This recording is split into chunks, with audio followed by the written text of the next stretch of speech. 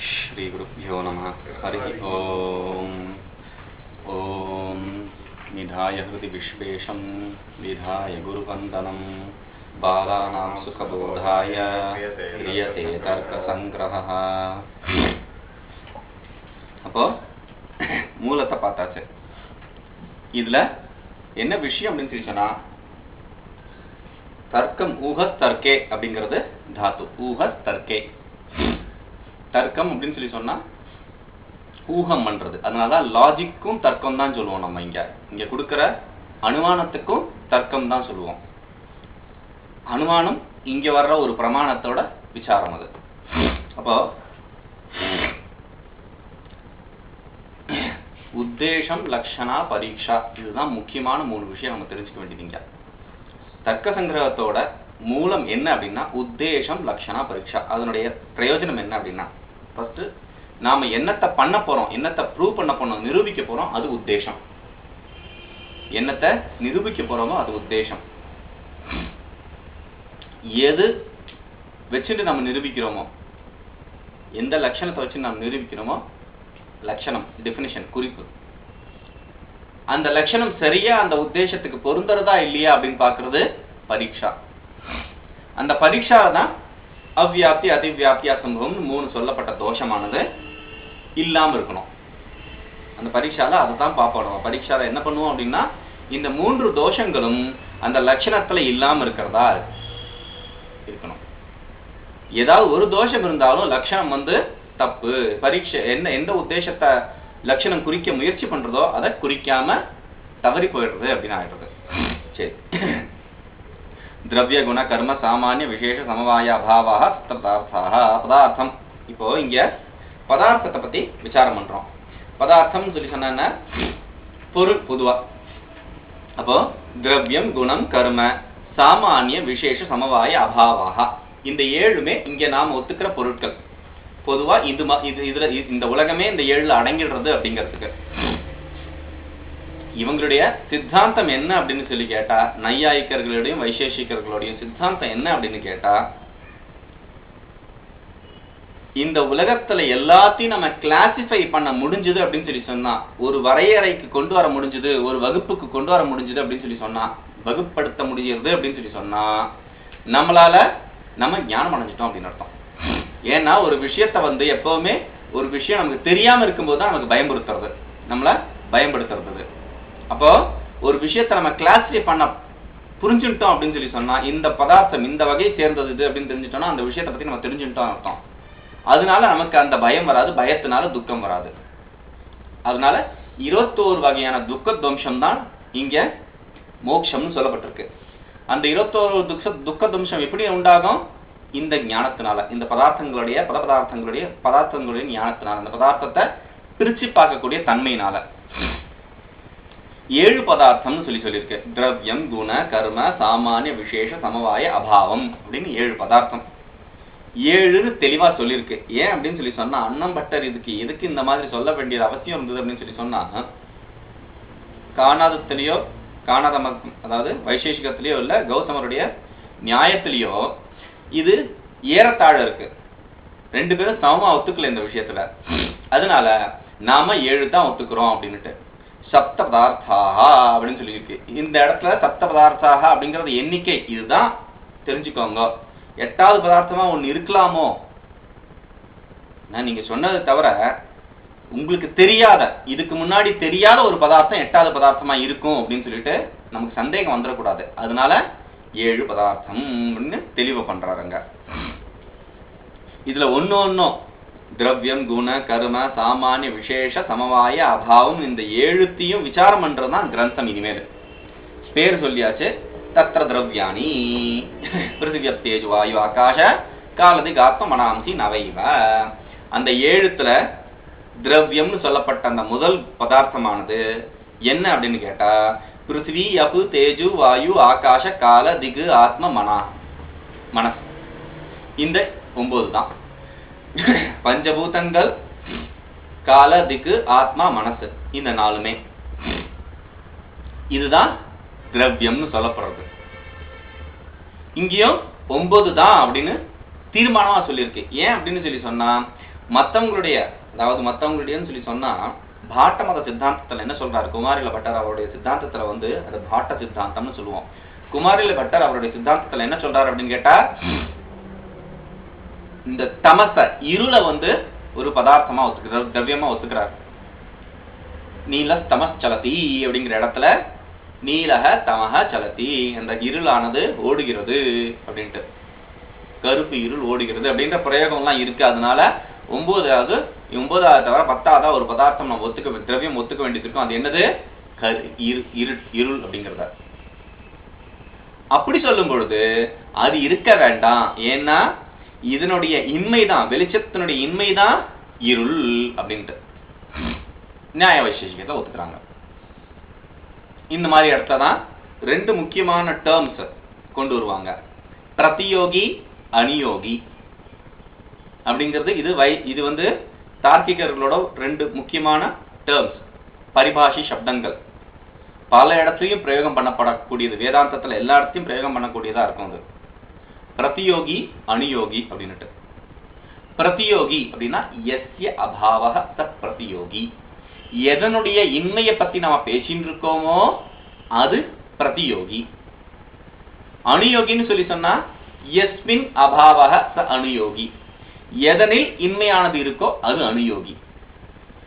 எந்த இன்மையை பத்தி பேசிட்டு இருக்கோமோ அது பிரதியோகி, எதுல இன்மையை பத்தி பேசிட்டு இருக்கோமோ அது அனுயோகி. கட பிரதியோகி அப்படின்னு சொல்லி சொன்னா என்ன அர்த்தம்? பாணியின் இன்மை பத்தி பேசிட்டு இருக்கோம். கட அனுயோகின்னு சொல்லி சொன்னா தரை, அதுக்கு ஆதாரமா இருக்கிறது. அப்போ எதனுடைய இன்மையை பத்தி பேசுறோமோ, எதுல இன்மையை பத்தி பேசுறோமோ, இந்த 2 விஷயத்திலையும் பிரதியோகி அனுயோகி அப்படிங்கிற பரிபாஷை சொல்லுனால குறிக்கும். சரி, திரவியம் முடிஞ்சாச்சு. குணம், திரவியம், குணம். அடுத்தது குணம் எத்தனை அப்படின்னு சொல்லி சொன்னா ரூப ரச கந்த ஸ்பர்ஷ சங்கியா பரிமாண பிரதக்த்வ சம்யோகி விபாக பரத்வ அபரத்வ குருத்வ திரவத்வ ஸ்நேக சப்த புத்தி சுக துக்க இச்சா துவேஷ பிரயத்ன தர்ம அதர்ம சம்ஸ்காரா 24 குணாக. குணங்கள் 24, 24 குணங்கள்னு சொல்றாங்க. 4 4 விம்சதி 20, 4 20 24. அப்படியே 24 குணங்கள் இருக்கு. என்னது அப்படின்னா ரூபம், ரசம், கந்தம், ஸ்பர்ஷம், சப்தம், ஸ்பர்ஷம் சங்கியா, அடுத்தது ஸ்பர்ஷம், இந்த 4 உணர்வுகள். அடுத்தது சங்கியா எண்ணிக்கை, பரிமாணம் அளவு, பிருத்தக்துவம் வேறுபாடு, சம்யோகம் பிருத்தக்துவம்னா பிரிவு, ஒண்ணுத்த இன்னொன்னுத்திலிருந்து பிரிச்சு காட்டக்கூடிய தன்மைக்கு பிருத்தக்துவம்னு பேரு. அப்புறம் சம்யோகம் சேர்க்கை, விபாகம் இது சேர்ந்திருக்கிற 2 பிரியறதுக்கு விபாகம்னு பேரு. பரத்வ அபரத்வே, பரத்வ அபரத்வ, பரத்வம் அபரத்வம் 2 விஷயம். பரத்வம் அதிக தேச விருத்தித்வம், அபரத்வம் நியூன தேச விருத்தித்வம். குருத்வம், குருத்வம்னா அதாவது அதிக இடத்துல இருக்கிறது ஒண்ணு, இன்னொன்னு வந்து குறைஞ்ச இடத்துல இருக்கிறது அப்படின்ட்டு. குருத்வம்னா எடை, வெயிட். திரவத்துவம் அப்படின்னு சொல்லி சொன்னா ஒழுகி ஓடக்கூடிய தன்மை. இந்த குருத்துவம் அப்படிங்கறதுனால புவி ஈர்ப்பு சக்திக்கு குருத்துவம்னு சொல்லுவான், ஈர்க்கிற சக்தி. அது திரவத்துவம், திரவத்துவம்னா ஒழுகி ஓடக்கூடிய தன்மை. ஸ்நேகம் அப்படின்னு சொல்லி சொன்னா 2 பொருளை ஒட்டக்கூடிய அந்த தன்மை. மாவு இருக்கு, மாவுல கொஞ்சம் தண்ணி ஊத்தினா அந்த மாவு என்ன ஆகுது? பிண்டமாகுது. அப்படி அந்த மாவை பிண்டமாக்கக்கூடிய தன்மைக்கு பேர் என்னது? ஸ்நேகம். சப்தஹ, அடுத்தது சப்தம் என்னது? அதுவும் ஒரு குணம். புத்தி, சுகம் இன்பம், துக்கம் துன்பம், இச்சா ஆசை, துவேஷம் வெறுப்பு, பிரயத்னம் முயற்சி, தர்மம் நல்ல செயல்கள், அதர்மம் கெட்ட செயல்கள், சம்ஸ்காரம் அப்படின்னு சொல்லி சொன்னா இதனால உண்டாகக்கூடிய என்ன பதிவுகள், இது எல்லாமே வந்து குணங்களா சொல்லப்பட்டிருக்கு. அடுத்தது திரவிய குண கர்ம. அடுத்த அந்த வரிசையில் வருது கர்மம். கர்மம் என்ன? உட்சேபண அபக்ஷேபண ஆகுஞ்சன பிரசாரண கமனானி பஞ்சகர்மாணி. 5 கர்மம்னு சொல்லியிருக்காரு. என்னது? உட்சேபண அபக்ஷேபண ஆகுஞ்சன பிரசாரண கமனானி. உட்சேபணம் அப்படின்னு சொல்லி சொன்னா கீழே இருந்து மேல போடுறது. கீழே இருக்கிறது நம்மை விட்டு மேல் நோக்கி போறது. அபக்ஷேபணம்னா மேல இருக்கிறது நம்மை நோக்கி கீழ் நோக்கி வர்றது. ஆகுஞ்சனம்னு சொல்லி சொன்னா நம்ம விட்டு வெளியில போறது, இல்ல நம்ம நோக்கி வர்றது. பிரசாரணம்னு சொல்லி சொன்னா நம்ம விட்டு விலகி போறது. கமனம்னு சொல்லி சொன்னா மத்த எல்லா டைரக்ஷன்லயும் போறதுக்கு பேர் கமனம். பொதுவா இந்த கமனத்திலேயே மத்த எல்லாத்தையும் கொண்டு வந்துடலாம் அப்படின்னு சொல்லி சொன்னாலும், ஏன்னா கமனம் தானே, நம்ம விட்டு வெளியில போறதா இருந்தாலும் சரி, நம்ம விட்டு நோக்கி வர்றதா இருந்தாலும் சரி, மேலேயா இருந்தாலும் சரி, சைட்ல இருந்தாலும் சரி, அதுவும் கூட கவனம் தான். இல்லாட்டி நீங்க இத்தனை பஞ்சன்னு சொல்ல வேண்டிய அவசியமே இல்லை அப்படிங்கிறதுக்கு இந்த தர்க்கம். ஏன்னா இங்க தர்க்கம் தான் முக்கிய விசாரம். அதனால என்ன சொல்ற, கவனம் நீங்க சொல்ல வேண்டிய அவசியமே, எல்லாத்தையும் கவனம்னே சொல்லிடலாம், நீங்க இத்தனை சொல்ல வேண்டிய அவசியமே இல்லை அப்படின்னு சொல்லி சொன்னா, இல்ல புத்தி விகாசம் ஆகிறதுக்கோசரம் இந்த 5 சொல்றோம் அப்படின்னு சொல்லி சொல்லுவான். புத்தி விகாசம் ஆக்குறதுக்கு என்னத்துக்கு அதை சொல்லணும், 5 மாத்திரம், 5ஓட இதுக்கு நிறுத்தணும். வேற என்ன சொல்றது, லெஃப்ட் கார்னர்ல இருந்து ரைட் கார்னருக்கு டயகனலா போறது, ரைட் கார்னர்ல இருந்து லெஃப்ட் கார்னருக்கு டயகனலா போறது. இதுவும் கூட ஒண்ணு போறதுன்னு சொல்லி சொன்னா இன்னொரு வருது, 2 2 4 ஆயிடுச்சு. இப்ப குறைஞ்சது 4 நான் சொல்லிட்டேன். ரைட் சைட்ல இருந்து லெஃப்ட் சைடுக்கு போறது, லெஃப்ட் சைட்ல இருந்து ரைட் சைடுக்கு போறது, இது 2 6 ஆயிடுச்சு. இப்படி பல வகையான கர்மங்களை நீங்க சொல்லலாமே, எதுக்கு இந்த 5ஓட நிறுத்திட்டீங்க அப்படின்னு சொல்லி சொன்னா, இது போதும், இவ்வளவு புத்தி வளர்த்தா போதும் அப்படின்னு சொல்லி சொல்றது. இப்போ தர்க்கம்ங்கிறது பேசிக்கலி என்ன, நம்மளுடைய புத்தி சௌகரியத்தை வச்சுட்டு நம்ம ஒரு விஷயத்தை நிரூபிக்கிறதுக்கு எந்த விஷயத்தை முயற்சி பண்ணி நம்ம நிரூபிக்கிறோமோ அதுதான் தர்க்கம்னு பேரு. அப்போ அதனால்தான் பிரம்மசூத்திரத்துல சொல்லியிருக்காரு, தர்க்கத்தை அப்பிரதிஷ்டானாத்தான் சொல்லியிருக்காரு. சூத்திரமே சொல்றாரு, தர்க்கம் நிலைப்பாடு இல்லாதது. ஏன்னா நீங்க இதுதான் நிலைப்பாடுன்னு ஒரு தர்க்கத்தை சொன்னா, இந்த பிரெட் கதை மாதிரி, ரொட்டியில வெண்ணெய் தடவுற மாதிரி, ரொட்டியில வெண்ணெய் தடவின பாகம் தான் கீழே விழுன்னு சொல்லி வாதம் பண்றவனுக்கு ரொட்டியில வெண்ணெய் தடவாத வாதமும் விழலாம் அப்படின்னு இன்னொருத்தன் வாதம் பண்ணுவான். விழுந்துட்டானா தடவின சைடு தப்பு, முடிஞ்சு போச்சு, தர்க்கம் தானே, ப்ரூவ் பண்ணிட்டானே அவன். இது மாத்திரம் இல்லாம என் பால் கருப்பு அப்படின்னு சொல்லி சொன்னா நீங்க ப்ரூவ் பண்ணணும் வெள்ளை அப்படின்ட்டு, உங்களோட தி ஓனர்ஸ் லைஸ் ஆன் அஸ், நம்ம தான் அதை நிரூபிக்கணும். இல்ல பால் கருப்பு அப்படின்ட்டு நீங்க பால் கருப்புங்க வெள்ளை அப்படிங்கறத ப்ரூவ் பண்ணல அப்படின்னு சொல்லி சொன்னா, நான் ஒத்துக்கலன்னு சொல்லி சொன்னா நீங்க ப்ரூவ் பண்ணல. அகைன் நான் ஒத்துக்கலன்னு சொல்லி சொன்னா நீங்க ப்ரூவ் பண்ணல, நிரூபிக்கல. அதனால ஒத்துக்கிற வரைக்கும் நம்ம நிரூபிக்கிறது தான் தர்க்கத்தோடைய கஷ்டம். எல்லா தர்க்கத்துக்கும் முடிவு இருக்கணுங்கிற அவசியம் இல்ல. சில தர்க்கம் முடிவு இல்லாத மாதிரியான தர்க்கங்கள்லாம் இருக்கு. எல்லா தர்க்கத்துக்கும் ஒரு முடிவோட கொண்டு வர முடியும் அப்படிங்கிறது இல்ல. எப்படின்னு சொல்லி சொன்னா, கோழில இருந்து முட்டை வந்தா முட்டையில இருந்து கோழி வந்துதான் அப்படிமா, அந்த மாதிரி. இப்போ ஒரு ஃபேமஸான ஒரு தர்க்கம் இருக்கு. ஒரு நாவிதன் இருக்கார், அவருடைய கடையில ஒரு போர்டு வச்சிருக்கார். என்ன, யாரு சுயமா ஷவரம் பண்ணிக்கலையோ, செல்ஃப் ஷேவிங் பண்ணிக்கலையோ அவங்களுக்கு தான் இந்த கடையில ஷேவ் பண்ணி கொடுக்கணும். ஷேவிங்கோ இல்ல கட்டிங்கோ, சுயமா யார் ஷேவ் பண்ணலையோ அவங்களுக்கு தான் ஷேவிங் பண்ணுவோம் அப்படின்னு சொல்லிட்டு போர்டு வச்சிருக்காரு. அப்ப அவர் கடைக்கு வர்றவங்க எல்லாம் யாரு, சுயமா ஷேவ் பண்ணிக்காதவங்க. ரூல் நம்பர் 1, சுயமா ஷேவ் பண்ணிக்கூடாது. அதனால கடைக்கு வர்றவங்க எல்லாம் அவருக்கு மற்ற கஸ்டமர்ஸ் எல்லாம் என்னது, சுயமா ஷேவ் பண்ணிக்காதுங்கன்னு தெரியறது. ஓகே, இது சாதாரணமான தர்க்கம் ஆயிடுச்சு. இப்போ இதுல என்ன விசேஷம் இருக்கு அப்படின்னு சொல்லி கேட்டா, இப்போ இந்த பார்பர் தனக்குத்தானே ஷேவ் பண்ணிக்கலாமா கூடாதா கேள்வி. இந்த பார்பர் தனக்குத்தானே ஷேவ் பண்ணிக்கலாமா கூடாதா? ஏன்னா அவரோட ரூல் பிரகாரம் என்ன, கடையில போட்டுக்கிற போர்டு பிரகாரம் சுயமா யார் ஷேவ் பண்ணிக்கலையோ அவங்களுக்கு தான் ஷேவ் பண்ணி கொடுக்க முடியும். இவர் சுயமா ஷேவ் பண்ணிக்கிறார், அதனால அவர் பண்ணிக்க கூடாதா, இல்ல அவர் பண்ணிக்கிற அப்படிங்கறதுனால பண்ணிக்கணுமா? கன்ஃபியூஷன் மாதிரி.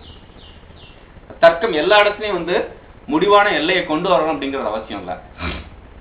இந்த தர்க்கமே 3 வகையான தர்க்கமா செய்வாங்க. தர்க்கமே வாத ஜல்ப விதண்டா அப்படின்னு 3 வகையாகும். வாதம்ங்கிறது 2 பேர் புரிஞ்சுக்க முயற்சி பண்ணிட்டு பேசுற பேச்சுக்கு பேர் வாதம். ஜல்பம்ங்கிறது நான் சொன்னதுதான் கரெக்ட், நீ சொன்னது தப்புன்னு அடிச்சு சண்டை போட்டுக்கிறதுக்கு பேர் ஜல்பம். விதண்டாங்கிறது நீ சொன்னது என்ன சொன்னாலும் தப்பு தான், நான் என்ன சொல்றேங்கிறது இல்ல, நீ சொன்னதெல்லாம் தப்பு அவ்வளவுதான், அதுக்கு பேரு விதண்டா. வாத ஜல்ப விதண்டான் 3 வகையா இருந்தது தர்க்கம். அப்போ அடுத்தது பரம் அபரம் ச இதி த்விவிதம் சாமானியம். சாமானியம் எத்தனை வகை அப்படின்னா பரம் அபரம் அப்படின்னு சொல்லி சொல்றாரு. பரம் அபரம். பரம் அப்படின்னு சொல்லி சொன்னா என்ன? அதிக தேச விருத்தித்வம். ஏற்கனவே சொல்லிட்டேன், பரத்வம் சொல்லிருது அதிக தேச விருத்தித்வம். அதிக நிலையில அதிக இடத்துல நிலைப்பட்டதுக்கு பேரு பரம். கம்மியான இடத்துல நிலைப்பட்டதுக்கு பேரு அபரம். ஒரு பொருள் கம்மியான இடத்துல இருந்ததுன்னா அது பரம், அதை காட்டிலும் அதிகமான இடத்துல வேற ஒரு பொருள் இருந்ததுன்னா அது பரம். அபரம் பரம்னு ரெண்டு வகையா சாமானியமானது இருக்கு. நித்திய திரவிய விருத்தையோ விசேஷாஸ்து அனந்தா ஏவ. நித்திய திரவிய விருத்தையாக, நித்திய திரவியத்துல நித்தியமான திரவியம் எதுவோ அந்த நித்திய திரவியத்துல இருக்கிற விசேஷமானது அனந்தம் அப்படின்னு சொல்லியிருக்கு. நித்திய திரவியம்னு சொல்லி சொன்னா என்ன? திரவியம் 9 வகைன்னு பார்த்தோம். அதுல நித்திய திரவியம் எது அப்படின்னு கேட்டா ஃபர்ஸ்ட் சொன்னோம், பிருத்வி அப் தேஜு வாயு. இதனுடைய பரமாணுக்கள் எல்லாம் நித்தியம். தர்க்க சாஸ்திரத்தை பொறுத்த வரைக்கும் பரமாணு லெவல்ல இருக்கிறது எல்லாமே நித்தியம். அடுத்தது ஆகாசம். ஆகாசத்துக்கு பரமாணு கொண்டு வர முடியாது. பஞ்சபூத்தம்னு சொல்லிட்டு பஞ்சபூத்தத்தோட பரமாணுன்னு சொல்லக்கூடாது. நீங்க 4 பூத்தத்துக்கு தான் பரமாணு, ஆகாசத்துக்கு பரமாணு இல்ல. ஆகாசம் வியாபிச்சிருக்கிறது, அது பரமாணு இல்ல. அது பரமாணுவா ஒத்துக்க முடியாது நம்ம. அதனால 4 பரமாணு நித்தியம், ஆகாசம் நித்தியம். ஆகாசத்தை தவிர மற்ற எல்லாமே நித்தியம். ஆகாசத்தை தவிரன்னு சொல்லி சொன்னா ஆகாசத்தை தவிர மற்ற எல்லாமே பரமாணு நித்தியம். அதுக்கப்புறம் எல்லாமே நித்தியம். திரவியம் எல்லாமே நித்தியம். நித்திய திரவியம் எப்படிப்பட்டது? முதல் 4 பிருத்திவி அப் தேஜு வாயு, இது 4மே வந்து பரமாணு நிலையில நித்தியம், காரிய நிலையில அனித்தியம். பார்ப்போம், ஒவ்வொரு பூதத்தையும் பஞ்சமகாபூதத்தை ஒரு பூதத்தையும் எடுத்து விசாரம் பண்ணுவோம். அந்த இடத்த பார்ப்போம். காரண நிலையில பரமாணுவா நித்தியம், காரிய நிலையில துவனுக் திறனுக்கு முதலிய எல்லா நிலையிலையும் அனித்தியம் அப்படின்னு சொல்லிட்டார். சமாயத்து ஏகைவ. நித்தியம் சொல்லி சொன்னா என்ன அப்படின்னு சொல்லி சொன்னா, நித்தியத்துக்கு பரிபாஷை இதுதான். எது ஒண்ணு பிராகபாவ பிரதியோகியா இல்லாம இருக்கோ, எது பிராகபாவ பிரதியோகியா இல்லாம இருக்கோ, துவம்சத்துக்கு பிரதியோகியா இல்லாம இருக்கோ அது நித்தியம். துவம்சத்துக்கு பிரதியோகின்னு சொல்லி சொன்னா, துவம்சம் அப்படின்னா அழிவு, பிரதியோகினா பாத்திரம். அழிவுக்கு பாத்திரமா இல்லாம இருக்கணும். இல்லாட்டி பிராகபாவத்துக்கு இன்மைக்கு பாத்திரம் இல்லாம இருக்கணும். அதுதான் நித்தியம். ஒரு பானை இருக்கு, பானை உண்டாறதுக்கு முன்னாடி இல்லாம இருந்தது, அதுக்கு பேர் முன்னின்மை, பிராகபாவம். இந்த பிராகபாவம் அதுக்கு இல்லாம இருக்கணும். அதே மாதிரி பானை உண்டா எடுத்து உடஞ்சு போச்சுன்னா அதுக்கப்புறம் இருக்காது, பின்னின்மை. அது துவம்சம், பிரத்வம்சம்.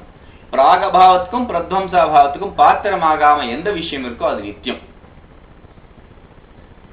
பிராகபாவத்துக்கும் பிரத்வம்சாபாவத்துக்கும் பாத்திரமாகாத எது இருக்கோ அது நித்தியம். அப்படி சமவாயத்து ஏகைவ. சமவாயம் எத்தனை அப்படின்னு கேட்டா விசேஷத்துக்கு அப்புறம் சமவாயம். சமவாயம் ஒண்ணுதான், சமவாயத்துக்கு எந்த பேதமும் இல்லை. அபாவ சதுர்வித. அபாவம் 4 வகை. பராகபாவ, பிரத்வம்சபாவ, அத்யந்தபாவ, அந்யோன்யபாவ அப்படின்னு சொல்லிட்டு. அந்யோன்யபாவ சேதி. பராகபாவம் அப்படின்னு சொல்லி சொன்னா இன்மை, அபாவம் சொல்லி சொன்னா இன்மை. இன்மை 4 வகையா பிரிக்கிறாங்க. இன்மைக்கு விசேஷம் இல்லை அப்படின்னு சொல்லி சொல்லுவான். ஆனா இன்மைங்கிறதே கற்பனை, அதுல ஏற்று பார்க்கப்படுற இன்னொரு 4 கற்பனை. பிராகபாவம்னு சொல்லி சொன்னா என்னது அப்படின்னா முன்னின்மை. பானை உண்டாரத்துக்கு முன்னாடி இல்லாத நிலைக்கு முன்னின்மைன்னு சொல்றது. பானையுடைய முன்னின்மை பிராகபாவம், முன்னின்மை. பானையோட சிருஷ்டிக்கு முன்னாடி இருக்கிற நிலை. பிரத்வம்ச அபாவம், பின்னின்மை. பானையோட அழிவுக்கு பின்னாடி இருக்கிற நிலை. பானையோடைய சிருஷ்டிக்கு முன்னாடி இருக்கிற நிலை முன்னின்மை, பானையோட அழிவுக்கு பின்னாடி இருக்கிற நிலை பின்னின்மை. இதுல ஒரு விசேஷம் பார்க்கணும்.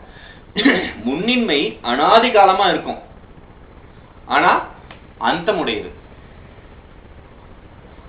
பின்னின்மை ஆதியுடையது, துவக்கமுடையது, ஆனா அனந்தம். பானைக்கு முன்னாடி இல்லாத இன்மையானது முன்னின்மைன்னு சொல்லப்படுறது. இந்த முன்னின்மை, இந்த பானையோட இன்மை முன்னாடி எவ்வளவு நாளைக்கு இருந்ததுன்னு சொல்லி சொன்னா பல கோடி ஜென்மங்கள், கல்பங்களா இருந்தது. அப்போ அனாதி காலமா இருந்தது பானையுடைய முன்னின்மை. ஆனா முடிவுடையது. பானை எப்ப சிருஷ்டியாச்சோ அதனுடைய இன்மையானது முடிவடைஞ்சு விட்டு.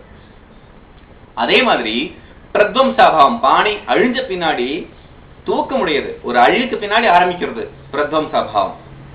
ஆனா அனந்த காலமா எவ்வளவு நாளைக்கு இருக்கும்னா இனிமேல் அந்த பானை வரவே வராது, அனந்த காலமா அது இன்மை இருக்கும். அப்படி பிராகபாவம் பிரத்வம்சம். அத்தியந்த அபாவம், அத்தியந்த அபாவம்னா நிரந்தர இன்மை. நிரந்தர இன்மை அதாவது ஒரு விஷயம் 3 காலத்தையும் இருக்க முடியாததுக்கு நிரந்தர இன்மைன்னு சொல்றது. முயல் கொம்பு, மலடி மகன் எந்த காலத்தையும் வர முடியாததெல்லாம் அதுக்கு நிரந்தர இன்மை அப்படின்னு பேரு. அடுத்தது அந்யோன்ய அபாவ.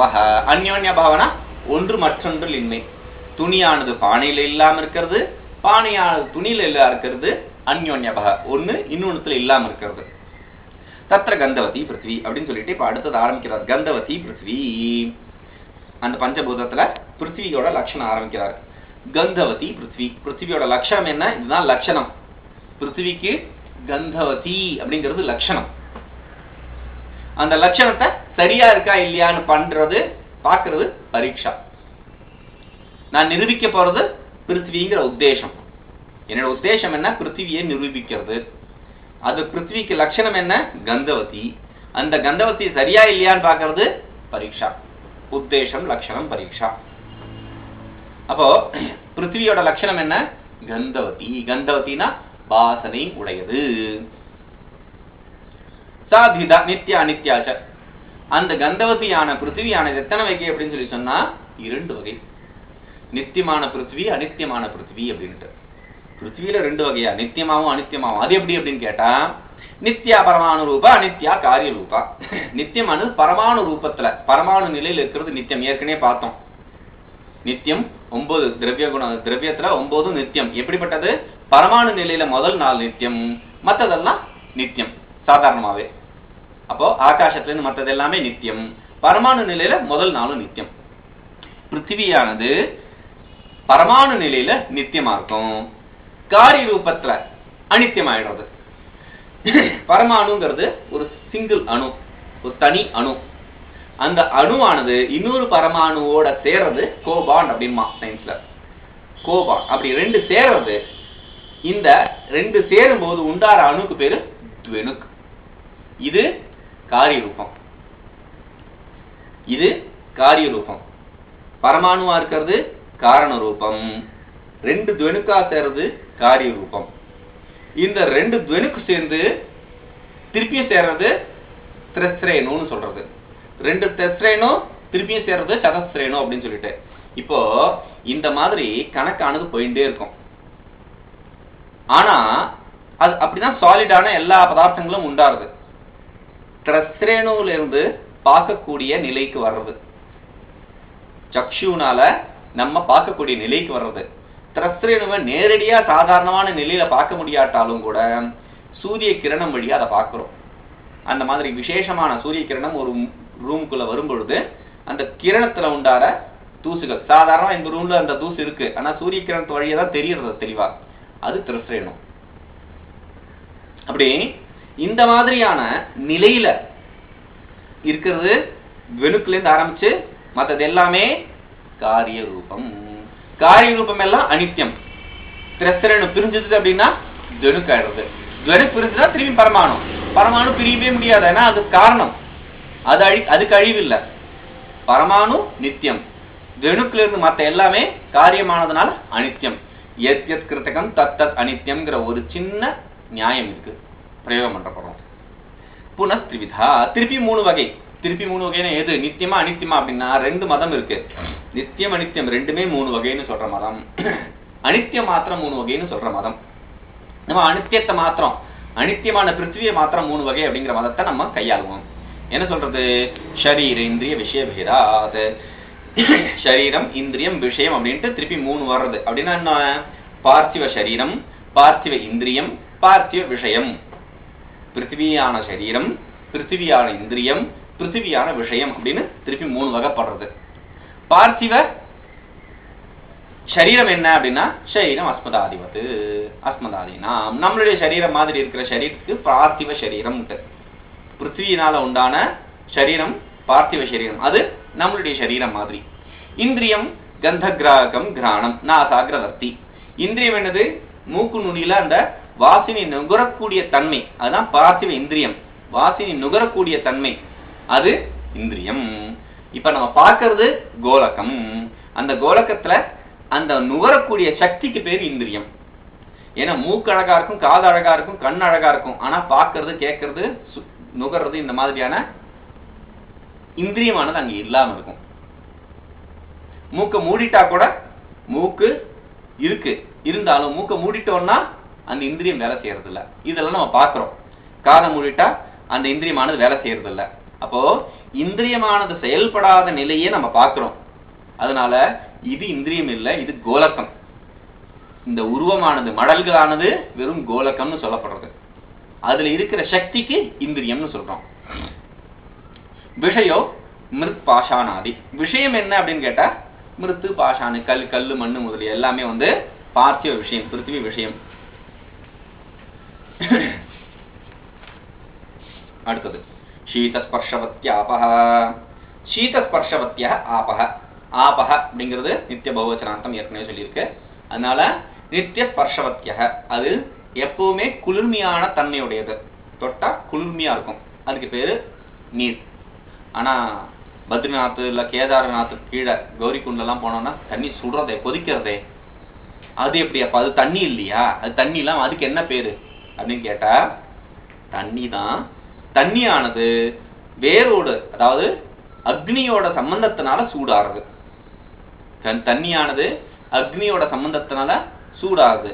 அதே குளிர்மையான பிரதேசத்துல கட்டி ஐஸ் மாதிரி இருக்கு, அதே தண்ணி தான் ஐஸ் மாதிரி இருக்கு. அது வெளியில இருக்கிற சீதோஷ்ணத்துக்கு ஏத்த மாதிரியா மாறுறதே தவிர தண்ணியோட இயல்பு என்னது? குளிர்மை. சாத்விதா. அப்போ தண்ணியோட குளிர்மை அப்படின்னு சொல்லிட்டா இன்னொரு விஷயம். இப்போ சில இடத்துல எல்லாம் போனா தண்ணி நாத்தம் எடுக்கிறது, சில இடத்துல போனா தண்ணி நல்ல வாசனையா இருக்கு, சில இடத்துல தண்ணி டேஸ்ட் சுவை ரொம்ப நல்லா இருக்கு, தேன் மாதிரி இருக்கு அப்படிமா, சில இடத்துல உப்பு கரிக்கிறது. இப்போ இந்த மாதிரி தண்ணியில ஏற்றத்தாழ்வு இருக்கு. இப்போ வாசனை எடுக்கிறது அப்படிங்கறதுனால அந்த தண்ணி என்னது? கந்தவதி பிருத்திவி. கந்தவதி பிருத்திவின்னு சொல்ல நியாய பிரகாரம் அந்த தண்ணிக்கு என்ன சொல்லணும்? நான் தண்ணியும் சொல்லக்கூடாது, பிருத்திவின்னு சொல்லணும். அது பிருத்திவி ஆயிடுறது அப்படின்னு சொன்னா இல்ல. ஏன்? பிருத்திவி பரமாணுக்களோட சம்பந்தத்தினால அந்த நீருக்கு சுவை, அந்த குணம் எல்லாம் மாறுதே தவிர நீரினுடைய தன்மை என்னது? குளிர்மையா இருக்கிறது, இனிமையா இருக்கிறது, அவ்வளவுதான். தாத்விதா. அந்த நீரானது 2 வகை, நித்யா அனித்யா. திருப்பியும் நித்தியமானதும் அனித்தியமானதும். நித்யா பரமாணு ரூபா, அனித்யா காரிய ரூபா. நித்தியமானது பரமாணு ரூபமாகவும் அனித்தியமானது காரிய ரூபமாகவும் திருப்பியும் 3 வகை, 2 வகைப்படுறது. புனஸ்திரிவிதா. இந்த காரிய ரூபமானது திருப்பி 3 வகைப்படுறது. என்னது? ஆப சரீரம், அப் சரீரம், அப் இந்திரியம், அப் விஷயம் அப்படின்னுட்டு. ஷரீர் என்ற விஷய பேதாத்து. அப் சரீரம் என்ன? வருணலோகே பிரசித்தம். வருணலோகத்துல நீர்மயமான ஜலமயமான சரீரத்துக்கு வருணலோகத்துக்கு தான் போய் பார்க்கணும். சில இங்கிலீஷ் படத்துல இந்த அபீஸ் அப்படிங்கிற படம், ரொம்ப காலத்துக்கு முன்னாடி வந்த படம், அதுலலாம் நீர்மயமாகவே சரீரம் வரும், நீர்ல இருந்து நீர்மயமாகவே சரீரம் தோணும். அந்த மாதிரி இப்ப டிவில எல்லாம் நிறைய சீரியல்ஸ் எல்லாம் வருது, அதுல எல்லாம் அதெல்லாம் காமிச்சிடுறான் சிம்பிளா, இப்ப கம்ப்யூட்டர் டெக்னிக் யூஸ் பண்ணி. அப்படி அந்த நீர்மயமான சரீரம் எங்க ஃபேமஸ்? வருணலோகத்துல ஃபேமஸ். இந்திரியம் ரசகிராகம், ரசனம் ஜிஹ்வாகிரவர்த்தி. இந்திரியம் என்ன? அப் இந்திரியம் என்ன அப்படின்னா இந்த நீர் எங்க இருக்கு? நாக்குல இருக்கு. அந்த நாக்கு சுவைக்கிற அந்த தன்மையானது நாக்குக்கு இருக்கு, அதுதான் ரசனம், அதுதான் இந்திரியம். விஷய அப் விஷயம் என்ன அப்படின்னா சரித்திரமுதாதி, நதி கடல் முதலியதெல்லாம் விஷயம். உஷ்ணஸ்பர்ஷவத் தேஜ. நெருப்பு. நெருப்பு எப்படிப்பட்டது அப்படின்னு சொன்னா உஷ்ணஸ்பர்ஷவத், சூடான தன்மை உடையது. எது? நெருப்பு. தச்ச த்விவிதம், நித்தியம் அனித்தியம் அனித்தியம் ச. அதுவும் திருப்பி 2 வகை ஆறுது. என்னது? நித்தியமானதும் அனித்தியமானதும் அப்படின்னு சொல்லிட்டு நித்தியம் பரமாணு ரூபம், அனித்தியம் காரிய ரூபம். பழையபடி நித்தியமானது பரமாணு ரூபம், அனித்தியமானது காரிய ரூபமா இருக்கு. புனத்ரிவிதம் ஷரீரேந்திர விஷய பேதாத். அனித்தியமான காரிய ரூபமானது திருப்பி 3 வகைப்படுறது. ஷரீரம், இந்திரியம், விஷயம் அப்படின்ற பேதத்துல. அதாவது தேஜ சரீரம், தேஜ இந்திரியம், தேஜ விஷயம் அப்படின்ட்டு. சரீரம் வந்து எப்படிப்பட்டது அப்படின்னா, சரீரம் ஆதித்ய லோகே பிரசித்தம். நெருப்புமயமான சரீரம் ஆதித்ய லோகத்துல, சூரிய லோகத்துல பிரசித்தம். அதே மாதிரி இந்திரியம் என்னது? ரூபகிராகம் சக்ஷு கிருஷ்ண தாராகிரவர்த்தி. விஷயத்தை, உருவத்தை அறியக்கூடியதான கண்ணு. அந்த கண்ணுல இருக்கிற கருவிழியில நடுவுல, கண்ணுல இருக்கிற கருவிழியில நடுவுல இருக்கிற அந்த பார்க்கக்கூடிய சக்தியை தான் நாம இந்திரியம்னு சொல்றோம் இங்க. விஷய சத்துர்வித. ஆனா இங்க விஷயம் மாத்திரம் 4 வகைப்படுறது. என்னது அப்படின்னு கேட்டா, பௌம திவ்ய ஔதர்ய ஆகரஜ வேதாத். பூமியில தோன்றது, திவ்யமானது, உதரத்துல இருக்கிறது, ஆகரஜம் நோண்டி எடுக்கிறது, பூதமா இருக்கிறது. என்னது? வன்னி, நெருப்பு முதல் இதெல்லாம் பூதமாவே இருக்கிறது, பஞ்சபூதமா மயமாவே இருக்கிறது. அடுத்தது அபிந்தனம், திவ்யம், விதிதாதி. அபிந்தனம் அப்படின்னு சொல்லி சொன்னா என்ன? திவ்யம் என்னது? அபிந்தனம். அபிந்தனம் அப் இந்தனம் எஸ்ய அபிந்தனம். அபிந்தனம் அப்புன்னு சொல்லி சொன்னா நீர். நீர் எதற்கு இந்தனமாக எரிபொருளாக இருக்கோ அது அபிந்தனம். எது? வித்யுதாதி, அந்த மின்னல், மின்னல் கீத்து, அது திவ்யமான நெருப்பு. புக்தஸ்ய பரிணாம ஹேதோஹோ ஔதர்யம். சாப்பிடுற சாப்பாடு நமக்கு பக்குவம் ஆறதுக்கு காரணம் என்னது? வயிற்றுல இருக்கிற நெருப்பு. சாப்பிடுற சாப்பாடானது பக்குவமானதுக்கு காரணமா இருக்கிற வயிற்றுல இருக்கிற நெருப்பு தான் 3வது வகை. ஆகரஜம் சுவர்ணாதி. ஆகரஜம்னு சொல்லி சொன்னா நோண்டி, பூமியை நோண்டி எடுக்கிறது. இது சுவர்ணாதி. சுவர்ணாதின்னு சொல்லி சொன்னா ஆதி பதத்தினால வெள்ளி, இரும்பு முதலிய எல்லாத்தையும் எடுத்துக்கணும். ஆனா தங்கத்தை நோண்டி எடுக்கிறீங்க, எங்கிருந்து நோண்டி எடுக்கிறீங்க? பூமியிலிருந்து. பூமியிலிருந்து நோண்டி எடுக்கப்படுவதானது பிருத்வின்னு சொல்லித்தானே எடுக்கணும். ஏன் பிருத்வி இல்லாம அது தங்கத்தை அக்னின்னு சொல்றீங்க, நெருப்புன்னு சொல்றீங்க அப்படின்னு கேட்டா, தங்கத்துக்கு கந்தவதி அப்படிங்கிற லட்சணம் பொருந்தாது. வாசனையுடையது அப்படின்னு சொல்லி அந்த லட்சணம் பொருந்தாது. 1. 2வது, அது பிருத்திவியால சரி பரவாயில்ல, ஆனா நீர் ஆகலாம். ஏன்? உருக்கினீங்கன்னு வச்சுக்கோங்க தங்கத்தை, என்ன ஆயிடுறது? நீர் தன்மை அடைஞ்சிடுறதுல ஒழுகி ஓடுறது. ஒழுகி ஓடுற தன்மை அதனுடையது, நீரினுடையது அப்படின்னு சொல்லி சொன்னா இல்ல. ஏன்? நீராகவும் ஆக்க முடியாததை நெருப்புலத்தான் கொண்டு வர முடியும். ஏன் அப்படின்னு கேட்டா, ஒழுகி ஓடக்கூடிய சாமானியமான தன்மை நீரினுடையது. சாதாரண நிலையில, நீர் பொதுவாக இயல்பான நிலையில ஒழுகி ஓடக்கூடியதா இருக்கும்.